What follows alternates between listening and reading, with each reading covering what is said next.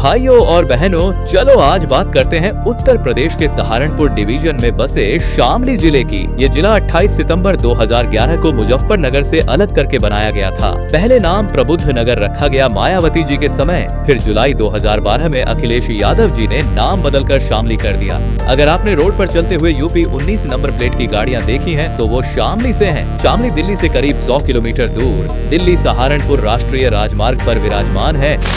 1167 वर्ग kilometre area में राज करता ये जिला पूर्व में मुजफ्फरनगर, पश्चिम में हरियाणा का पानीपत, उत्तर में सहारनपुर और दक्षिण में बागपत से घिरा हुआ है। दिल्ली देहरादून एक्सप्रेसवे, अंबाला शामली एक्सप्रेसवे और गोरखपुर शामली एक्सप्रेसवे समेत कई अच्छे राजमार्ग इससे होकर गुजरते हैं। शामली एनसीआर क्षेत्र में आता है और आसपास के इलाके का बड़ा मार्केटिंग सेंटर भी है। पौराणिक कथा के मुताबिक द्वापर युग में भगवान श्री कृष्ण हस्तिनापुर से कुरुक्षेत्र जाते वक्त हनुमान टीले पर बरगद के पेड़ के नीचे विश्राम किया और पास के पुराने कुएं का शीतल जल पिया। उसी वजह से पहले इस जगह को श्यामवली कहा जाता था, बाद में शामली नाम पड़ा। कुछ कथाएं कहती हैं कि कुंती के पुत्र भीमसेन ने इस नगर की स्थापना की थी। मराठा योद्धाओं ने इसे अपनी छावनी बनाया और स्वतंत्रता संग्राम में अंग्रेजों से छिपने के लिए सुरक्षित जगह माना गया। 1857 की क्रांति में स्वतंत्रता सेनानियों ने पुरानी तहसील जला दी और खुद को बलिदान कर दिया।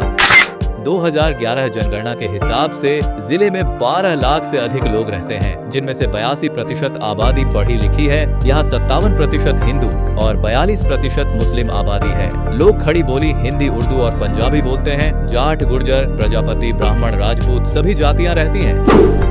अर्थव्यवस्था की बात करें तो शामली मुख्य रूप से खेती पर टिका है। गन्ना यहाँ की सबसे बड़ी फसल है, इसलिए 3 बड़ी चीनी मिलें हैं, शामली, मुनो और थाना भवन। ये जिला चीनी और गुड़ के लिए पूरे देश में मशहूर है, लेकिन असली पहचान है रिम और एक्सल उद्योग की। ट्रैक्टर ट्रॉली के पहियों के रिम एक्सल बनाने में शामली दुनिया भर में प्रसिद्ध है। ये 1 डिस्ट्रिक्ट 1 प्रोडक्ट भी है। यहाँ करीब 30 यूनिट्स हैं जो नेपाल, भूटान, श्रीलंका, अफ्रीका के देशों तक निर्यात करती हैं। स्टील और पेपर इंडस्ट्री भी चलती है। ये सब अर्ध कुशल और अकुशल मजदूरों को अच्छी रोजगारी देते हैं।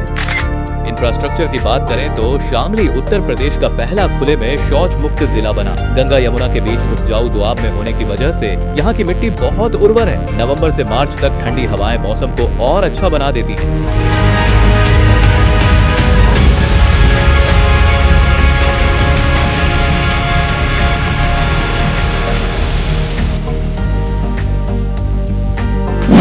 ट्रांसपोर्ट की सुविधा अच्छी है। शामली रेलवे स्टेशन है और दिल्ली सहारनपुर जनता एक्सप्रेस इसी रूट से जाती है। नजदीकी एयरपोर्ट दिल्ली का इंदिरा गांधी इंटरनेशनल एयरपोर्ट है, जो करीब 100 किलोमीटर दूर है।